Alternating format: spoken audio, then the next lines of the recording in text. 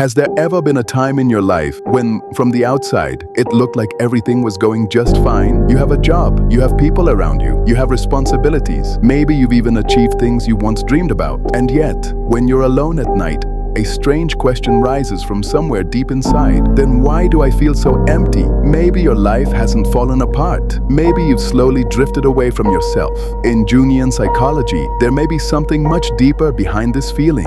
When you spend years living according to other people's expectations, you can eventually lose touch with your own inner voice. And that's when the most unsettling question begins to surface. Am I really living my own life, or am I just becoming the person everyone else will accept? The problem usually doesn't begin all at once. From childhood, we slowly learn how to become the kind of person other people will accept. Sometimes it's about meeting our parents' expectations. Sometimes it's about following society's rules. And sometimes it's simply the fear of being rejected. So we learn to silence the things we truly want. Maybe you choose a career because your family sees it as safe and secure, even though your heart never wanted it. Maybe you stay in a relationship where you no longer recognize yourself, simply because you don't want to disappoint someone. There's a part of you that wants to speak, but you silence it because being accepted by others can feel easier than being honest about who you really are. One of Jung's important psychological concepts is the persona, the identity or mask we create to present ourselves to the world. Having a persona is completely normal.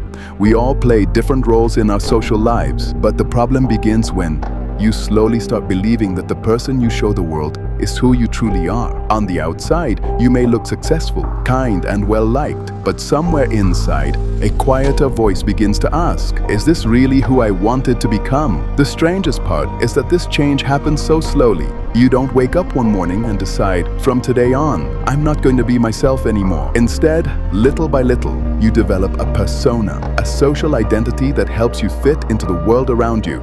And there's nothing inherently wrong with that. The problem begins when you start believing that the person you show the world is your entire identity. You stay strong in front of everyone, even when you're falling apart inside. You live in a way that feels acceptable to other people, but no longer feels authentic to you. And eventually, you become so identified with that persona that one question becomes surprisingly difficult to answer. It's not about who I am to other people. Who am I really? In Jung's view, this is where a deeper psychological conflict can begin. Because your persona is not your entire self. Beyond the person you present to the world, there are feelings, desires, and parts of yourself that you may have pushed aside for years. And when those parts are repeatedly denied, life can start to feel wrong, even when everything looks perfectly fine from the outside. But then the question becomes, where do those lost parts of you go? In Jungian psychology, this connects to an important concept known as the shadow. The shadow doesn't simply mean the bad parts of you.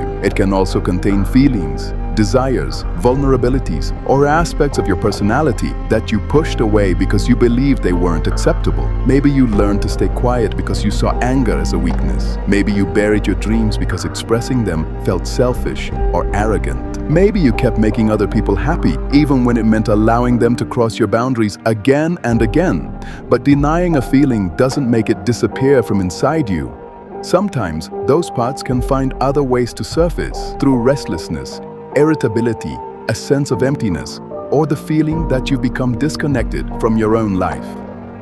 Of course, feelings like these can have many different causes, but from a Jungian perspective, a deeper question emerges. What part of myself have I been unwilling to accept all this time? And that leads to an even more important question. Does finding the parts of yourself you've lost mean you have to walk away from the life you've built? No, finding your way back to yourself doesn't mean walking away from everything. It doesn't mean quitting your job, ending your relationship, or turning against everyone in your life. In Jungian psychology, there's a deeper idea for this: individuation. It's a lifelong process of gradually recognizing which parts of you genuinely reflect who you are and which parts of your identity were shaped simply to meet other people's expectations. It doesn't mean destroying your persona. Instead, it means learning to understand. Your persona is a part of you, but it isn't all of you. You can be strong and vulnerable at the same time. You can love other people while still protecting your boundaries. You can understand other people's feelings and expectations without allowing their approval to determine every important decision you make. And maybe the first step toward finding your way back to yourself isn't some huge decision.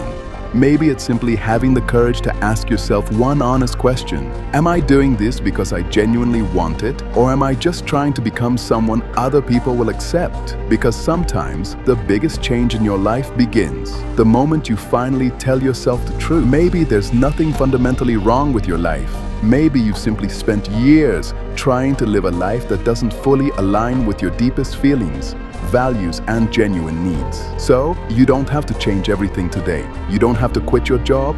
You don't have to end your relationship.